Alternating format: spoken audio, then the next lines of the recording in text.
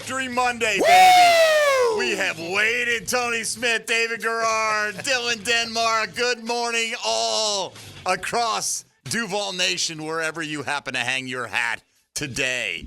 You like the new shirts? I love it. They're beautiful. Fresh and clean. Oh, they smell right out of the box. Brand new. Almost like we've had no use for them up until now.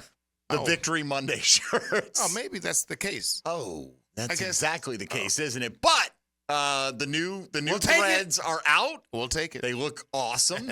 And Garrard walked in. He's like, "Where's mine?" Right here, Dave. We got your back, baby. Come on now. So we will get to distributing some, not all. How many games are we going to win this year, Tone? We got more than one. We got to portion them out. I hope more than one, right? So more than one. You know, we got 100 of these made. For all I know, one or two have disappeared from the box, but 4 of them are out right now, and they're worn by the 4 people on this program. Mm-hmm. So everybody wants a free shirt, man. They've already been hitting me up. I've promised 3, only 3, to all of Jaguar fandom. Okay, and after that, it's going to be a free for all. We'll give away a half dozen or so today, and look, if they win 10 games, we got enough to give away 9 or 10 every week, but. Let's start slow, baby steps. Baby steps. Like the Jags, man. Baby steps. It wasn't perfect, but we'll get through got the job done. The week, and at some point we'll turn to how they're going to beat the Bears, like what that challenge is going to be for this football team. But they were 0-4 going into a game yesterday we all knew they absolutely had to have. They got it done against this Colts team. Again, it's been a decade now. The Colts cannot win in this building against the Jacksonville Jaguars. Everything that was involved with that game yesterday with TC and the throwbacks, the Prowlers, the whole atmosphere in that building for the entirety of that game. I wish, because I know we're going to get a lot of fans that are going to talk about how nervous and upset they were in the fourth quarter of that game. I never had a nervous moment. That's me being completely honest. I never had a single moment of doubt that the Jaguars were going to win that game. I'm in a room where people are going, miss the extra point. I was like, no missed extra point. Trevor, go win the game. That's what it felt like to me for the entirety of that entire run of the Colts doing what they were doing. I was like, this ball game's going to wind up in Trevor's hands, and he's going to make it happen. Like, I had that level of confidence with where they were. I get the nerves that people had. I couldn't share the zen I felt with the whole fan base, but I had it. I never had a doubt the Jaguars were going to win that game. Arguably the best game of Trevor Lawrence's career yesterday on his birthday. And it's amazing what happens when you don't get hit.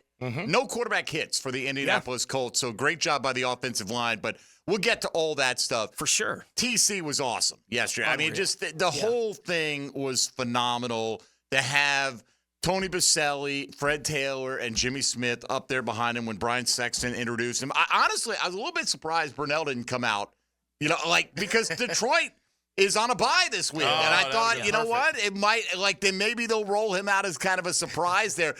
Those teal jackets unreal are unbelievable. Okay, I mean, look, the Hall of Fame does the gold jacket, and everybody knows, you're a gold jacket member. You know what that means. And the Jags finally had the idea, why don't we have the same equivalent at the local level in teal? And Freddie T comes strolling in the post game yesterday, and he has it draped over his arm, and then we go to break, and he shows me. It's so high quality made, right? But the lining on the inside, I know there's photos going around of it. It is unbelievable, Dave. Just it's material, but it's like images superimposed on the material of all the players from their playing career. Everyone's personalized to them. They look phenomenal, man. So, very cool. Very cool. Absolutely. I mean, shout out to Coach TC, the guy who drafted me here. No doubt. Yeah, and just his hard work and ethics and effort and the way he poured himself into the game, the way he poured into me for that one season, really kind of catapulted me into my NFL career. And those guys that are up there around him are just the guys that, always had my back when I was a youngster here in this league and showing me the way. And, just a great group of guys. Yeah, absolutely, man. It was, it was a day where they couldn't lose. They could have, you know what I mean? Yeah. But you couldn't allow it to happen. Yeah. You couldn't allow it to happen with everything. The Prowler jerseys, oh my gosh, how many times did I have a Ventrell Miller as Kevin Hardy flashback moment? I mean, Dave. They look so good. Oh, my I'm gosh. like, can we go back and just make these our jerseys again? The NFL's not ready for how good they look. They look so I don't know good. why they ever took them off. Yeah. You know, like that felt like one of those moments is like, no, we're the Packers now. We never don't wear this. Right? Like at some point you can take that kind of stand for something that has some kind of meaning. The Prowlers have that kind of meaning. And if they were wearing that every week, the entire NFL world would be going, I think the Jags may have the best uniform in football. In sports, right, perhaps. Like, that's the way it looked when they were in it yesterday. Everybody, I will say, as far as like the vibe of the team, you could feel the energy on the team from, look how good we look. Yeah. They Like, really, I mean, I was like, well, I had to do double takes several times. I mean, there's a pop off the screen, you know. I mean, even like Devin Lloyd, because he was so thick out there, it looked like Greg Jones, and I'm like, man, that is like, it just brought so many things back to my mind. I'm sure a lot of the other fans and former players, because we were all saying it, sitting out there watching them come out of the tunnel, like, you guys, it's us coming out of the tunnel. But Brian Thomas Jr. said, hey, y'all remember Jimmy? Jimmy used to do this. How about Jimmy Smith telling Fred Taylor that he thinks Brian Thomas Jr. could end up better than Jimmy? You know, look, I wouldn't say that. No. Yeah. About one person can say that, and that's Jimmy. Yeah. You know, and maybe Jimmy's, just trying to, and that's show his enthusiasm for the young guy. Well, Jimmy's never been shy about giving the guys that are here their flowers. No doubt. Right? Like, he's never been shy about that. He's always been looking for who's going to do what I can do for the franchise. Like, he's always been looking forward to those kind of things. Well, they haven't had a whole bunch of guys where you could even circle it as a maybe. Brian Thomas Jr. feels like more than a maybe in those kind of areas, and they were getting him more involved in some of the short stuff they do. At some point, he's going to take one of these little slants and go, boom, But Jimmy is the last guy that they had that you felt like every time they threw a deep to him, he's going to make a play. Mm-hmm. And Brian Thomas Jr. is that guy now. It took a month.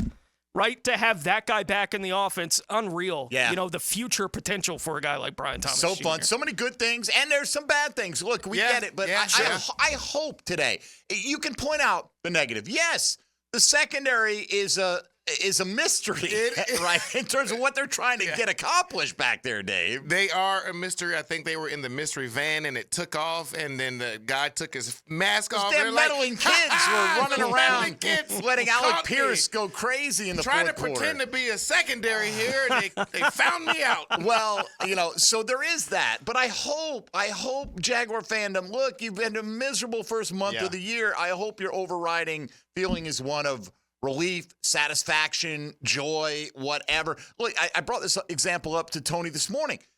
What do you think the Ravens fans are saying today? They're like, damn, what an exciting game we won. They gave up 38 points. Fire the coordinators, fire the whole defensive staff, right? Because they gave up 38 points. How could you allow Joe Burrow to throw for 5 touchdowns on you yesterday? And I get it, Joe Flacco, Joe Burrow, whatever. You know what I mean? But just savor the win, man. Absolutely. Yeah. Sometimes you're going to win a shootout. Sometimes you're going to win a low-scoring game. Sometimes you're going to dominate. It doesn't always happen. I know we're going to talk about it throughout, the show today. It felt to me like Joe Flacco was having to do like a Tarzan act on live wires, right? To make any of that stuff happen. It was like, let me jump from this wire to this wire. I hope it doesn't kill me. Like when I grabbed the wire, and it felt like it happened over and over and just kept getting paid off. Let me tip it up in the air to myself with the defender nuts. Where he's supposed to be. Let me on third, and we got to go into the end zone. We know we have no choice. Let me just throw up a prayer and hope somebody lands on the other end of this. I'm not throwing it to anybody. I'm just throwing it into the end zone and hope a prayer gets answered. Well, they kept getting answered, and every time it did, I went, like it felt like that to me.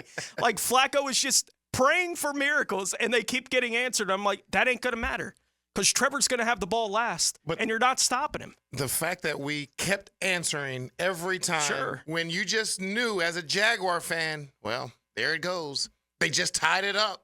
Now they're going to get the ball back again. We're going to come out here and go 3 and out, and they're going to go down the field and score, and there's the ball game for us. But they didn't do it. So you're hoping that they are figuring things out. Yes, don't let it be this close.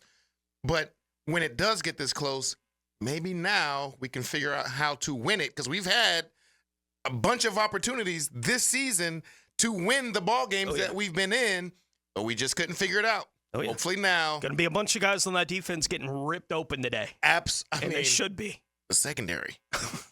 The entire secondary. Stop right there. Secondary. Hey, Mia here, and thanks so much for watching 1010XL Jaguars. For even more coverage of the Big Cats, be sure to subscribe to 1010XL Jaguars.